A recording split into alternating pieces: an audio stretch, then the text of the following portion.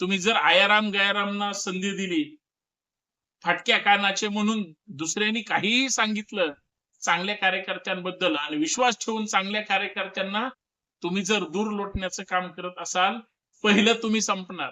जर कार्यकर्ता विचारांचा असेल, जर पक्ष संघटन विचारधारेवर काम करत असेल, ज्या कार्यकर्त्यांना, नेत्यांना, पदाधिकाऱ्यांना विचारांचा बेस असेल, आयुष्यभर झेंडा हातात घेऊन काम करणारा कार्यकर्ता, आयुष्यभर संवैधानिक मूल्यावर जगणारा कार्यकर्ता, पण त्या कार्यकर्त्याला किती स्थान दिलं जातं, किती संधी मिळते, अशी वैचारिक कार्यकर्ते घडली पाहिजे आणि घडलेल्या कार्यकर्त्यांना संधी दिली पाहिजे. ज्या दिवशी ज्या पक्ष संघटनेत विचारधारेत कार्यकर्त्याचा सन्मान होईल, ते संघटन फार मोठं असतं, पण त्या अगोदर त्या मोठ्या मनाचा नेता सुद्धा होणं फार गरजेचं. कार्यकर्त्यांनी फक्त आयुष्यामध्ये सतरंजाच टाकायच्या का? तुमचा जय जयकार करायचा का? तुमच्यासाठीच आयुष्य झिजवायचं का? कार्यकर्त्यांनी फक्त दुसऱ्याची दुश्मनीच घ्यायची का? त्यांचं पुनर्वसन कधी होणार? त्यांना संधी कधी मिळणार? आयुष्यभर झेंडा हातात घेऊन काम करणारा कार्यकर्ता, आयुष्यभर संवैधानिक मूल्यावर जगणारा कार्यकर्ता, पण त्या कार्यकर्त्याला किती स्थान दिलं जातं, किती संधी मिळते. कार्यकर्त्यांनी फक्त आयुष्यामध्ये सतरंजाच टाकायच्या का? तुमचा जय जयकार करायचा का? तुमच्यासाठीच आयुष्य झिजवायचं का? कार्यकर्त्यांनी फक्त दुसऱ्याची दुश्मनीच घ्यायची का? त्यांचं पुनर्वसन कधी होणार? त्यांना संधी कधी मिळणार? आणि प्रस्थापित राजकारणी हे त्यांच्या जवळच्या लोकांना सगळं देतात, सामान्य कार्यकर्त्याला काहीच देत नाही. आणि समजा दिलं तर पाव किलो मटण आणि एक दारूच्या बाटलीवर सगळ्यांना सेटल केलं जातं. आणि ही जर राजकीय परिस्थिती असेल तर सामान्य कार्यकर्त्यांनी काम कुणासाठी करायचं? आज समाजकारण असो, राजकारण असो, पूर्ण वेळ दिल्याशिवाय आणि पूर्ण वेळ त्या विचाराने काम केल्याशिवाय संधी मिळत नाही.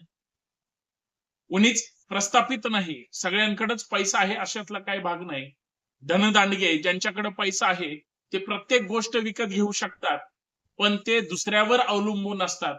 स्वकर्तृत्वावर ते काहीही निर्माण करू शकत नाही. बापानी पैसा मुलाला दिला म्हणजे मुलगा मोठा होतो असं नाही.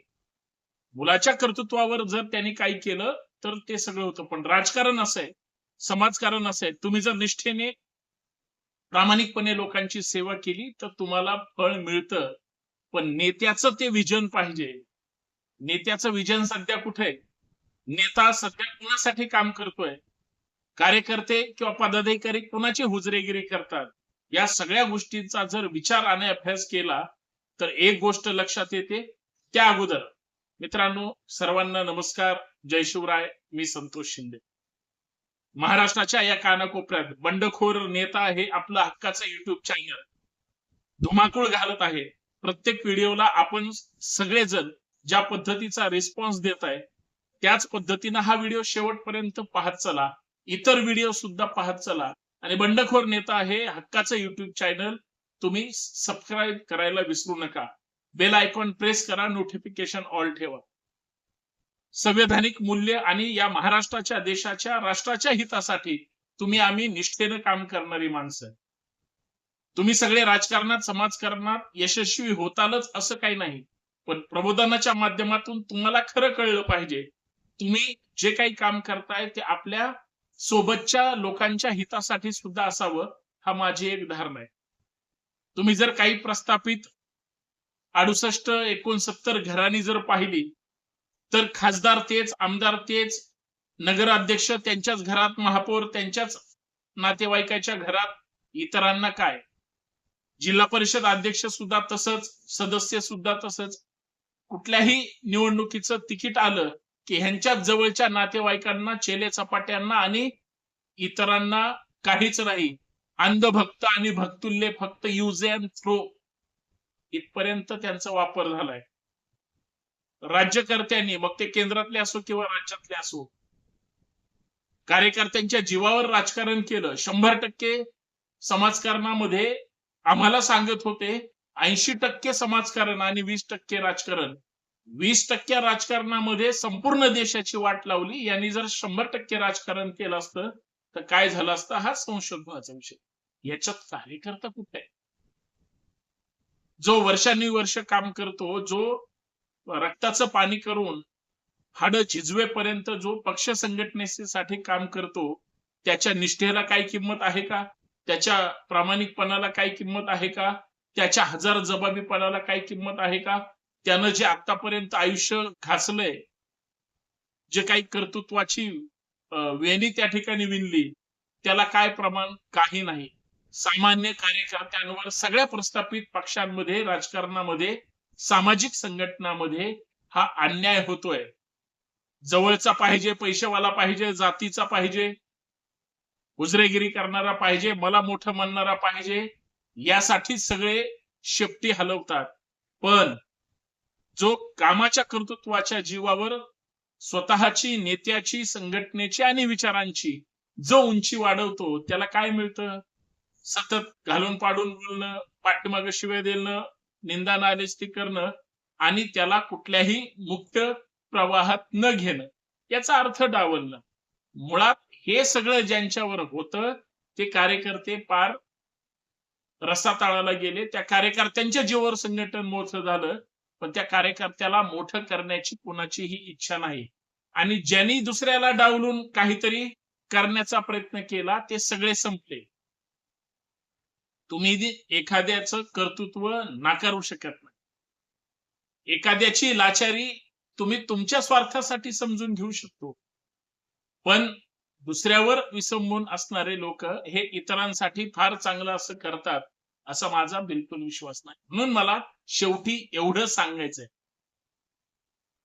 जर कार्यकर्ता विचारांचा असेल, जर पक्ष संघटन विचारधारेवर काम करत असेल, ज्या कार्यकर्त्यांना, नेत्यांना, पदाधिकाऱ्यांना विचारांचा बेस असेल, अशी वैचारिक कार्यकर्ते घडली पाहिजे आणि घडलेल्या कार्यकर्त्यांना संधी दिली पाहिजे. तुम्ही जर आयाराम गयारामना संधी दिली, फाटक्या कानाचे म्हणून दुसऱ्यांनी काहीही सांगितलं चांगल्या कार्यकर्त्यांबद्दल आणि विश्वास ठेवून चांगल्या कार्यकर्त्यांना तुम्ही जर दूर लोटण्याचं काम करत असाल, पहिलं तुम्ही संपणार. कार्यकर्ता संपत नसतो. कार्यकर्त्याच्या अंगात एवढी खुमखुमी असते की त्याला समाजासाठी झटणं, सतत काम करत राहणं हे त्याचं एक पॅशन बनलेलं असतं. पण जे कार्यकर्त्यावर अवलंबून असणारे जे सो कॉल्ड तथाकथित नेते असतात, ते मात्र काहीच करू शकत नाही. मला एवढंच सांगायचंय, ज्या दिवशी ज्या पक्ष संघटनेत, विचारधारेत कार्यकर्त्याचा सन्मान होईल, ते संघटन फार मोठं असतं. पण त्या अगोदर त्या मोठ्या मनाचा नेता सुद्धा होणं फार गरजेचं आहे. जे कार्यकर्त्याचे नेते झाले, त्यांनी विजन मोठं ठेवलं पाहिजे, मोठ्या उंचीचं काम केलं पाहिजे आणि मोठ्या उंचीची विचारधारा मांडली पाहिजे, तरच काय ते शक्य आहे. अन्यथा काही सुद्धा उपयोग नाही, हे माझं ठाम मत आहे. तुम्हाला माझी भूमिका कशी वाटली? बंडखोरी आणि गद्दारी करून जगण्यापेक्षा, लाचारीत आयुष्य काढण्यापेक्षा स्वाभिमानी कार्यकर्ता म्हणून जगलं, आज ना उद्या संधी मिळेल. आणि जर तुमचं काम चांगलं असेल तर झक मारून संधी तुमच्याकडे येईल. फक्त तितकं तुम्ही ताकदीनं काम केलं पाहिजे. पटतंय ना? तुमचं काय मत आहे नक्कीच कमेंट करून सांगा. जय शिवराय, जय भीम, जय महाराष्ट्र.